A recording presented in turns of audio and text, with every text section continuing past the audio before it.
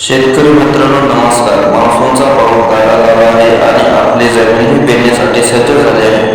पण थांबायची घाई गडबडीत केलेली एक चूक पण पूर्ण हंगामाची मेहनत पाया करू शकते. पावसाळ्यातील शेती नियोजन म्हणजे फक्त पेरणी नव्हे तर पहिल्या पावसापासून ते पीक उगवून येईपर्यंत प्रत्येक दिवसाचं गणित आहे. योग्य नियोजनाआधी सुरुवातीला 20 ते 30% नुकसान होतं. आजच्या 15 मिनिटांच्या स्पेशल व्हिडिओमध्ये आपण पाहणार आहोत पावसाळ्याच्या सुरुवातीला घ्यायची काळजी, कोंबणी अळीचा बंदोबस्त आणि खतांचे अचूक नियोजन. व्हिडिओ शेवटपर्यंत नक्की पहा. मित्रांनो, पहिली आणि सर्वात मोठी चूक म्हणजे पहिल्याच मोठ्या पावसानंतर शेतकरी पेरणीला सुरुवात करतात. लक्षात ठेवा, जोपर्यंत जमिनीमध्ये 75 ते 100 मिलीमीटर म्हणजे किमान 3 ते 4 इंच खोलपर्यंत खोल जात नाही तोपर्यंत पेरणी करू नका.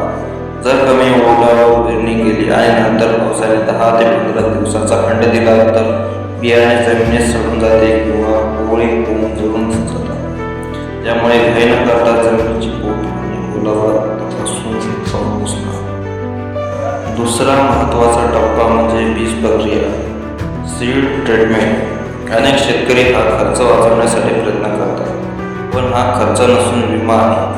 पावसाळ्याच्या सुरुवातीला जमिनीत अनेक बुरशी आणि कीटक सक्रिय असतात जे कोवळ्या मुळांना खाऊन टाकतात. सोयाबीन, कापूस किंवा इतर कोणत्याही पिकाची पेरणी करण्यापूर्वी बुरशीनाशकाची जसे की कार्बेंडाझिम किंवा थायरम आणि नंतर जैविक खतांची रायझोबियम किंवा ॲझिटोब्याक्टर प्रक्रिया नक्की करा.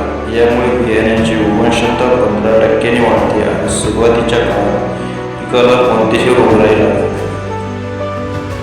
पावसाळा सुरू झाला की शेतात 2 मोठे शत्रू डोक्यावर काढतात. पहिले उन्हे अळी, व्हाईट ग्रुप आणि दुसरी गोगलगाय. पहिला पाऊस पडला की उन्नीचे घुंगरे जमिनीबाहेर पडतात आणि कडुनिंब किंवा बाभळीच्या झाडावर गोळा होतात. याच वेळी जर आपण प्रकाश, सावली, लाईट ट्रॅप्स लावले किंवा झाडावर औषध फवारले तर उन्नीचा पुढील प्रादुर्भाव 90% थांबवता येतो. तसेच ज्या भागात गोगलगायीचा त्रास आहे तिथे शेताच्या कडेला गुळाची पाने आणि सुक्या गवताची ढीग करून ठेवा जिथे गोगलगायी गोळा होतील आणि सकाळी त्यांना नष्ट करा. ही सोपी कामे पेरणीसोबत करणे गरजेचे आहे. तिसरी महत्त्वाची गोष्ट म्हणजे पावसाळ्यात पाणी साचणे. जर शेतात पाणी साचून राहिले तर पिकांची मुळे घुसतात आणि पिके पिवळी पडतात. यासाठी पेरणी करतानाच BBF रुंद बरंबासरी पद्धतीचा वापर करा जेणेकरून अतिरिक्त पाणी सरीतून वाहून जाईल आणि पाणी टंचाईच्या काळात ओलावा टिकून राहील.